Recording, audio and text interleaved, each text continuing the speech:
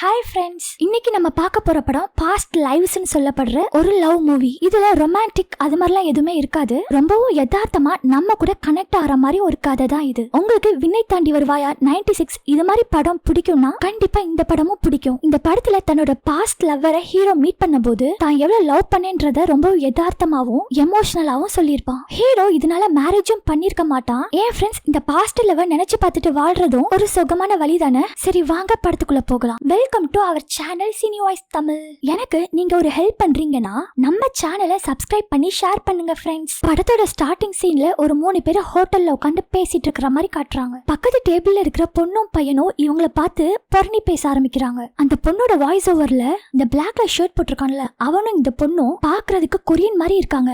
ஒருவேளை கப்பலா இருப்பாங்களோ. இன்னொருத்தனை பாத்தியா, அவன் வெள்ளக்கார மாதிரி இருக்கான். இவன் இந்த கப்பிள்ஸோட ஃப்ரெண்டா கூட இருக்கலாம். அந்த பொண்ணு பொறணி பேச அதுக்கு அந்த பையனும் ஏய் அந்த வெள்ளக்காரன் கூட இவங்க பேசவே மாட்டாங்க. ஒருவேளை அவன் இவங்களுக்கு இந்த நாட்டை சுத்தி காட்ட வந்து டூரிஸ்ட் கைடா இருக்கலாம். இல்லனா இவங்க எல்லாரும் ஒரு காலேஜ் ஃப்ரெண்ட்ஸா இருக்கலாம்னு அந்த பையன் சொல்றான். அதுக்கு அந்த பொண்ணு எனக்கு எந்த ஐடியாவும் இல்லன்னு சொல்றதோட இந்த வாய்ஸ் ஓவரும் முடியுது. எனக்கும் இந்த 3 பேர் யாருன்னு தெரியல. இவங்க யாருன்னு படத்துக்குள்ள போய் பார்க்கலாமா? ஒரு 24 வருஷத்துக்கு முன்னாடி கொரியால 2 குட்டி பசங்க பேசிட்டு வர மாதிரி காட்டுறாங்க. இவங்க 2 பேரும் பயங்கரமான திக் ஃப்ரெண்ட்ஸ். எங்க போனாலும் ஒன்னாதான் போவாங்க, ஒன்னாதான் விளையாடுவாங்க, ஸ்கூல்ல கூட ஒன்னாதான் இருப்பாங்க. அதுல அந்த பொண்ணு பேரு நாயங், இவன் பேரு ஹே சுங். நாயங் ரொம்ப கவலையோட அழுதுகிட்டே வரா. அப்ப அந்த பையன் ஹே நான் ஃபர்ஸ்ட் ரேங்க் எடுத்துட்டேன், நீ செகண்ட் ரேங்க் எடுத்துட்டேன்னு அழுகுறியா? நான் எப்பவுமே செகண்ட் ரேங்க் தான் எடுப்பேன், நான் அழுததே கிடையாது. இதுக்கெல்லாம் போய் அழலாமா சைக்கோன்னு சொல்லிட்டு அவளை செல்லமா தள்ளிட்டு சிரிச்சுக்கிட்டே அந்த இடத்துல இருந்து கிளம்பிடுறான். இந்த பொண்ணு டெய்லியும் வீட்டுல வந்து இவன் தான் விட்டுட்டு போவான் போல. இப்ப இந்த பொண்ணோட அப்பா அம்மாவை தான் காட்டுறாங்க. இவங்க அப்பா ஒரு பிலிம் டைரக்டர்.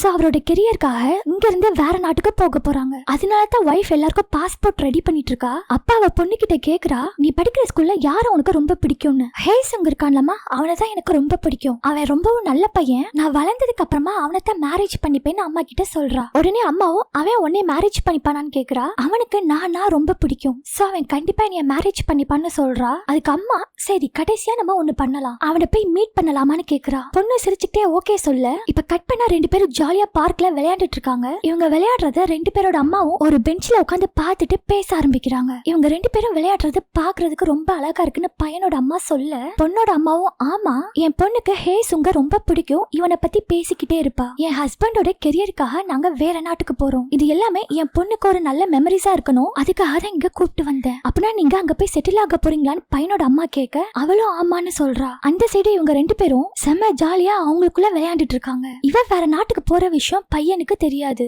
அடுத்த நாள் ஸ்கூல்ல தான் காட்டுறாங்க. இவ வேற நாட்டுக்கு போற விஷயம் ஃப்ரெண்ட்ஸுக்குலாம் தெரிஞ்சு அவகிட்ட நம்ம மீட் பண்றது இன்னைக்குதான் கடைசியா, நீ கண்டிப்பா இன்னைக்கு கிளம்பதான் போறியான்ற மாதிரி கேட்டுட்டு இருக்காங்க. அந்த பொண்ணு எல்லாத்துக்கும் பதில் சொல்லிட்டு இருக்கா. ஆனா இந்த சைடு இந்த பையனுக்கு தெரிஞ்சிருச்சு போல ரொம்பவும் சோகமா இருக்கான். சரின்னு எப்பவும் போல அவளை வீட்டுல கொண்டு போய் விட போறான். இன்னைக்குதான் இவளை பாக்குறது கடைசி இல்லையா, ரொம்பவும் சோகத்துல இருக்கான் போல. அவகிட்ட பேசாமே வரான். அவளும் பேச மாட்டா. இப்ப வீடு வரவும் இவளை கூப்பிட்டு ஒரு விதமான கஷ்டத்தோட அவகிட்ட பாய்னு சொல்லிட்டு அவனோட வழியில போயிடுறான். இவளும் அவ வழியில போயிடுறா. இந்த இடத்துல இவங்க 2 பேரும் பிரிஞ்சிடுறாங்க. இப்ப அந்த பொண்ணோட ஃபேமிலி அவங்க நினைச்ச மாதிரி வேற நாட்டுக்கு போயிடுறாங்க. இவங்க கனடா போய் செட்டில் ஆயிருப்பாங்க. அங்க இருக்கிற ஒரு ஸ்கூல்ல தான் இந்த பொண்ணு படிக்கிறா. முதல்ல படிச்ச ஸ்கூலையும் ஃப்ரெண்ட்ஸையும் மிஸ் பண்றான்னு நினைக்கிறேன். ரொம்பவும் லோன்லியா இருக்கா. இப்ப 12 வருஷத்துக்கு அப்புறம் காட்டுறாங்க. இவன் தான் நம்ம ஹீரோ, அந்த சின்ன பையன். இப்ப ஆர்மில ஜாயின் பண்ணிட்டான். இவதான் ஹீரோயின். அந்த சின்ன பொண்ணு இப்ப நியூயார்க்ல ரைட்டரா இருக்கா. இப்ப தெரியுதா ஃப்ரெண்ட்ஸ், அந்த குட்டி பசங்க தான் ஹீரோ ஹீரோயின். அவங்க தான் ஸ்டார்டிங் சீன்ல ஹோட்டல்ல உட்காந்து பேசிட்டு இருந்ததை பார்த்திருப்போம். இப்ப ஹீரோயின் லேப்டாப் பார்த்துட்டு அவ அம்மா கிட்ட போன் பேசிட்டு இருக்கா. எப்பவும் போலதான் அம்மா சாப்பிட்டியா, இன்னைக்கு என்ன பண்ணிட்டு இருக்கன்ற மாதிரிலாம் பேசிட்டு இருக்காங்க. அப்பதான் ஹீரோயின் Facebookல ஒன்னு நோட்டீஸ் பண்றா. அவங்க அப்பா டைரக்ட் பண்ண மூவிக்கு யாரோ டேக் பண்ணி போஸ்ட் போட்டிருக்காங்க. அதுல நான் என்னோட சின்ன வயசு ஃப்ரெண்ட தேடிட்டு இருக்கேன், அவள்கிட்ட பேசணும்னு ஆசைப்படுறேன்னு சொல்லியிருக்கான். யாரா அதுன்னு அவளும் உள்ள போய் பார்த்தா அது நம்ம ஹீரோ தான். இத பார்த்த ஹீரோயினுக்கு ரொம்ப ஹாப்பியா இருக்குது. ஏன்னா சின்ன வயசு ஞாபகம் எல்லாம் வருது. உடனே அவளும் ஹீரோக்கு நான் தான் நாயங், என் ஞாபகம் இருக்கான்னு மெசேஜ் பண்ணிடுறா. இந்த சைடு ஹீரோ ஃப்ரெண்ட்ஸ் கூட சேர்ந்து பார்ல தண்ணி அடிச்சிட்டு இருக்கறனால ஹீரோயின் பண்ண மெசேஜ பார்க்கல.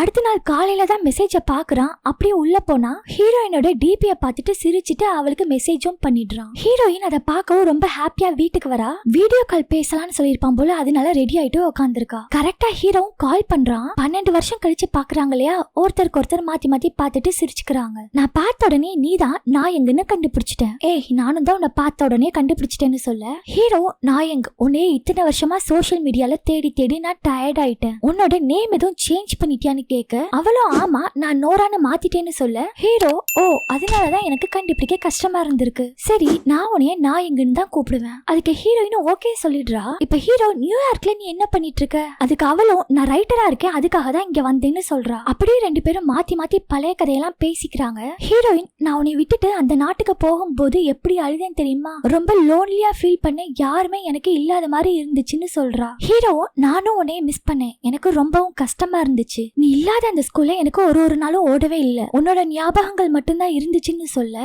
ஹீரோயினும் நானும் உன்னைய ரொம்ப மிஸ் பண்ணேன்னு சொல்ல ஹீரோ ஓகே எனக்கு கிளாஸ்க்கு டைம் ஆயிடுச்சுன்னு வீடியோ கால கட் பண்ணிடுறான். இப்ப ரெண்டு பேரும் ரொம்ப ஹாப்பியா வீடியோ கால் பேசிட்டே இருக்காங்க.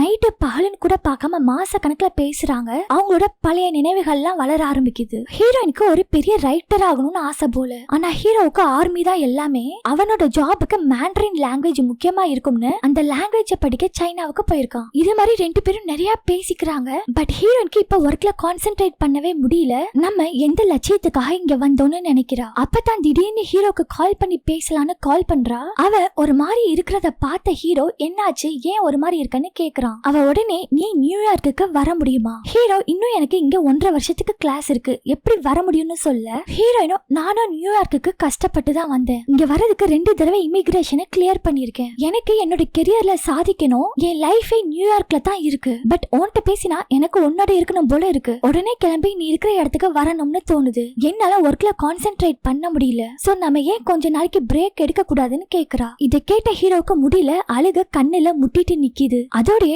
நான் உன்னை கண்டுபிடிக்க 12 வருஷம் கஷ்டப்பட்டிருக்கேன் தெரியுமா. இதை கேக்குற ஹீரோயினும் சாரி நான் மறுபடியும் வந்துடுவேன், இது ஜஸ்ட் பிரேக் மட்டும் தானே சொல்ல நீ ஏன் ஏன்ட்ட சாரி கேக்குற, நம்ம டேட்டிங் பண்ணோமா இல்லனா லவ் பண்ணோமா, நம்ம அப்புறமா பேசலான்னு ஹீரோ ரொம்ப கஷ்டப்பட்டுட்டே வீடியோ கால கட் பண்ணிடுறான். இந்த சைடு ஹீரோயினும் ரொம்ப கஷ்டப்படுறா, அழுகுறா. அப்புறம் ஹீரோயினும் ரைட்டர் ஆகுறதுக்காக காலேஜ்ல கோர்ஸ் படிக்கிறதுக்கு வேற ஒரு பிளேஸ்க்கு வந்திருக்கா. இந்த வீட்ல தான் தங்கி படிக்க போறா போல. இந்த சைடு ஹீரோ ட்ரெயின்ல உட்காந்துட்டு ஹீரோயினுக்கு மெசேஜ் அனுப்பலாமான்னு டைப்லாம் பண்ணுவான். அப்ப ஆப்போசிட்ல ஒரு லவ் ஜோடி உட்காந்துருப்பாங்க. அவங்கள ஒரு ஏக்கத்தோட பாக்குறான். என்ன நினைச்சான்னு தெரியல, ஹீரோயினுக்கு மெசேஜ் அனுப்பாம போயிடுறான். ஹீரோயினை ரொம்ப மிஸ் பண்றான்னு தெரியுது. சோ ஃப்ரெண்ட்ஸ் கூட சேர்ந்து நிறைய தண்ணி அடிக்கிறான். இப்ப ஹீரோயின் இருக்கிற வீட்டுக்கு இன்னொருத்தன் வரான். அவ கூட வீட ஷேர் பண்ணிக்கிறதுக்காக. ஏன்னா அங்கெல்லாம் ரெண்ட மிச்சம் பண்றதுக்கு இப்படிதான் வீடு எடுத்து ஷேர் பண்ணிப்பாங்க போல. அவனோட பேரு ஆர்த்தூர். இவங்க ரெண்டு பேரும் ஒருத்தங்களுக்கு ஒருத்தங்க இன்ட்ரோ ஆயிட்டு பேசவும் ஆரம்பிக்கிறாங்க. அவனும் ஒரு ரைட்டர்ன்றனால அப்படியே ஃப்ரெண்ட்ஸும் ஆயிடுறாங்க. இவன் தான் நம்ம ஸ்டார்டிங் சீன்ல ஹீரோ ஹீரோயின் கூட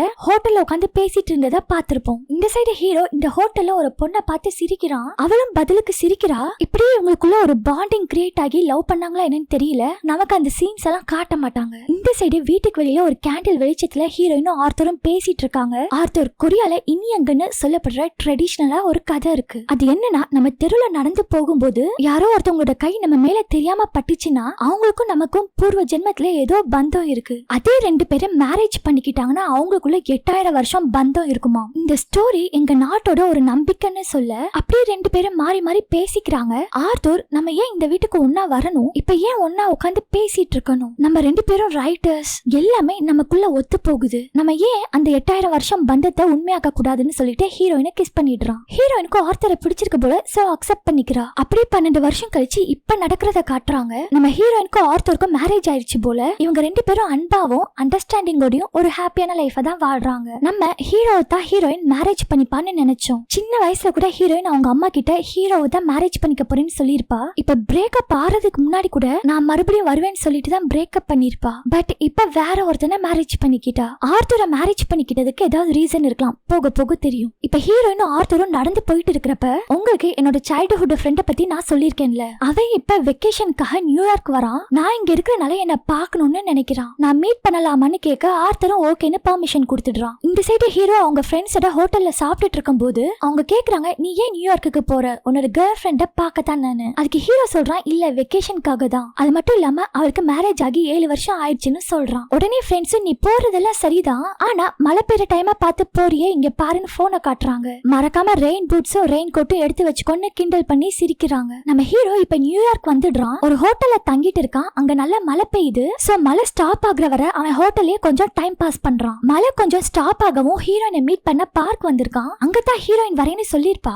சோ அங்க வந்து ரொம்ப வெயிட் பண்றான். அப்பப்ப ட்ரெஸ் ஒழுங்கா இருக்கான்னு பாத்துக்கிறான், ஹேர் ஸ்டைல் கலைஞ்சிருச்சான்னு பாத்துக்கிறான். ரொம்ப வருஷம் கழிச்சு மீட் பண்ண போறான் இல்லையா, அப்ப ஹே சுங்குன்னு யாரோ கூப்பிடுற சவுண்ட் கேக்குது. நம்ம ஹீரோயின் தான் வந்துட்டா. ஹீரோ ஹீரோ அவளை பார்த்துட்டு லைட்டா சிரிக்கிறான். அவ உடனே வந்து ஹீரோவை கட்டி பிடிச்சுக்கிறா. ரெண்டு பேருக்கும் பழைய நினைப்பெல்லாம் வருது. பார்த்துட்டு சிரிச்சுக்கிட்டே இருக்காங்க. அவங்களுக்குள்ள பேசுறதுக்கு வார்த்தைகளே வரல. பிகாஸ் இவங்க 24 வருஷம் கழிச்சு நேர்ல பாக்குறாங்க. ஆனா இவங்க வீடியோ கால் மூலமா பேசியிருப்பாங்க, அதுவும் 12 வருஷத்துக்கு முன்னாடி. இப்ப ரெண்டு பேரும் பேசி சிரிச்சுட்டு ஊர் சுத்த ஸ்டார்ட் பண்றாங்க. ட்ரெயின்ல போறப்ப கூட இவங்க கை டச் ஆகல, பட் பார்த்து சிரிச்சுக்க மட்டும் செய்யறாங்க. உங்களுக்கு இந்த சீனை பார்த்தா எந்த தமிழ் படம் ஞாபகம் வருதுன்னு கமெண்ட்ல சொல்லுங்க ஃப்ரெண்ட்ஸ். அப்படியே ரெண்டு பேரும் நடந்து போறப்ப அவ ஹே சுங், நான் என் ஹஸ்பண்ட கூப்பிட்டு கொரியா வந்தேன், உன்னை மீட் பண்ணலாம்னு மெயில் பண்ணா நீ ரிப்ளை கூட பண்ணல, ஏன்னு கேக்குறா. அதுக்கு அவனும் ஒரு ப்ராப்ளம், அதான் ரிப்ளை பண்ணல சாரின்னு சொல்றான். ஓகே, நீயும் ஒரு பொண்ணு லவ் பண்ணீங்களே, எப்ப மேரேஜ்னு கேக்குறா. அதை ஏன் கேக்குற, நாங்க லவ் மட்டும் தான் பண்ணோம், அவளை மேரேஜ் பண்ணிக்கலான்னு கேட்டா நான் ஒரு சாதாரண ஜாப்ல இருக்கேனா, நான் சம்பாதிக்கிற காசும் அவளுக்கு பத்தாதான், நான் ஒரு சாதாரண மனுஷன், என்னைய பிரேக்கப் பண்ணிட்டு போயிட்டா. அதுக்கு ஹீரோயின், நீ இப்ப லட்சக்கணக்கில் சம்பாதிச்சு கோடி கோடியா பணம் வச்சிருந்தா மேரேஜ் பண்ணிக்கலாம், அப்படித்தானே அந்த பொண்ணு சொல்ல வரான்னு கேட்க ஹீரோவும் ஆமா அப்படித்தான் நினைக்கிறேன்னு கொஞ்சம் கஷ்டப்பட,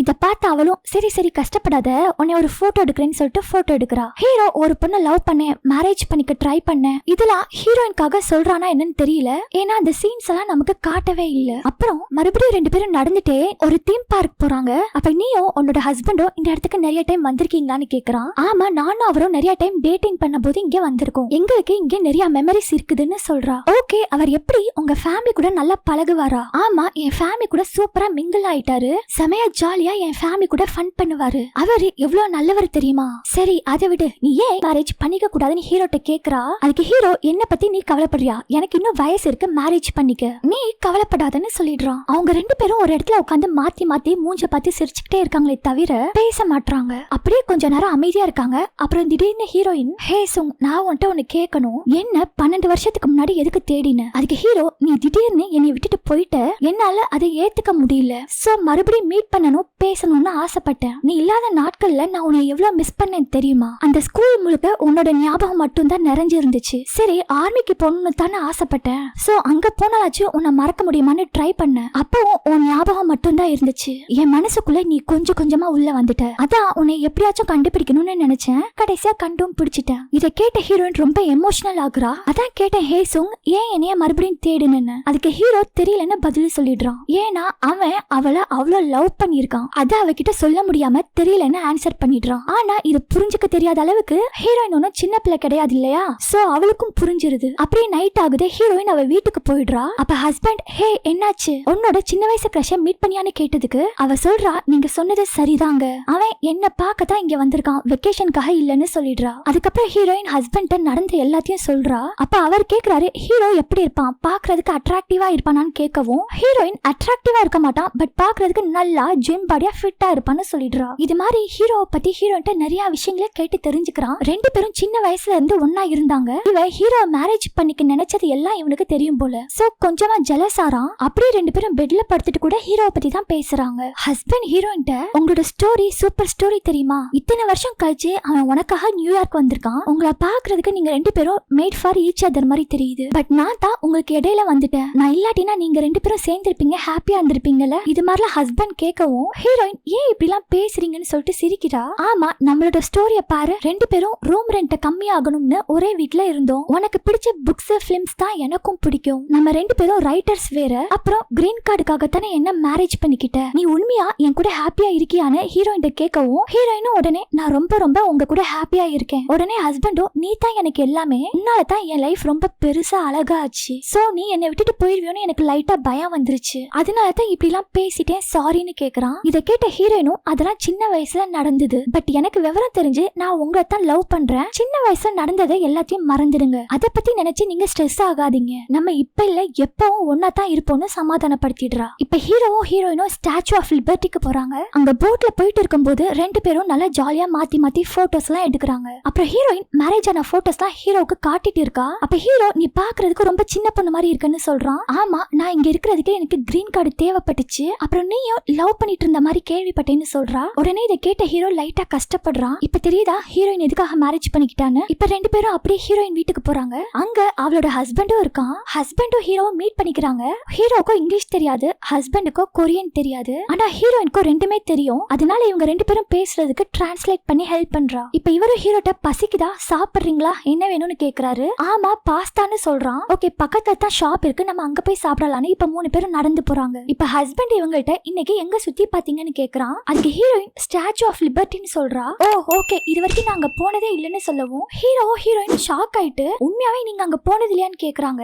ஆமா நான் போனது இல்லன்னு சொல்லவும் ஹீரோ உன்னோட ஹஸ்பண்ட அங்க கூப்பிட்டு போன்னு சொல்றான். ஹீரோயினும் ஓகே சொல்லிடுறா. அப்படியே ரெஸ்டாரண்ட்டும் வந்துடுது. இப்ப 3 பேரும் பேசி சிரிச்சுக்கிட்டே சாப்பிட்டு முடிக்கிறாங்க. இதுதான் நம்ம ஸ்டார்டிங் சீன்ல பாத்திருப்போம். சோ ஹீரோயின் கப்பிள்ஸ் கிடையாது. பக்கத்துல இருக்கிற வெள்ளக்காரனும் ஹீரோயினும் தான் கப்பிள்ஸ். பக்கத்து டேபிள்ல இருக்கிறவங்க ஹீரோயின் தான் கப்பிள்ஸ் நினைச்சிட்டு தப்பா புரணி பேசி இருப்பாங்க. இப்ப 3 பேரும் பேசுறாங்க. ஹீரோயினும் நடுவுல இருந்து டிரான்ஸ்லேட் பண்ணிட்டு இருப்பா. ஒரு ஸ்டேஜ்ல ஹீரோயின் மட்டும் பேசிட்டு இருப்பாங்க. அப்ப ஹஸ்பண்டும் அமைதியாயிடுறாரு எதுவும் பேசாம. ஹீரோயின் கிட்ட நான் உன்னை மிஸ் பண்ணிட்டேன்னு சொல்றான். ஹீரோயினும் புரியாத மாதிரியே என்ன மிஸ் பண்ணிட்டியான்னு கேக்குறா. ஹீரோ ஆமா நான் உன்னை மிஸ் பண்ணிட்டேன். நான் 12 வருஷத்துக்கு முன்னாடி நீ கூப்பிட்டப்பவே நியூயார்க் வந்திருந்தா உன்னை லவ் பண்ணிருப்பேன், இல்லனா பிரேக்கப் பண்ணிருப்பேன். ஏன் மேரேஜ் கூட பண்ணிருக்கலாம், குழந்தை கூட பிறந்திருக்கலாம். ஆனா நான் இங்க வந்ததுல ஒண்ணு தெரிஞ்சுக்கிட்டேன்.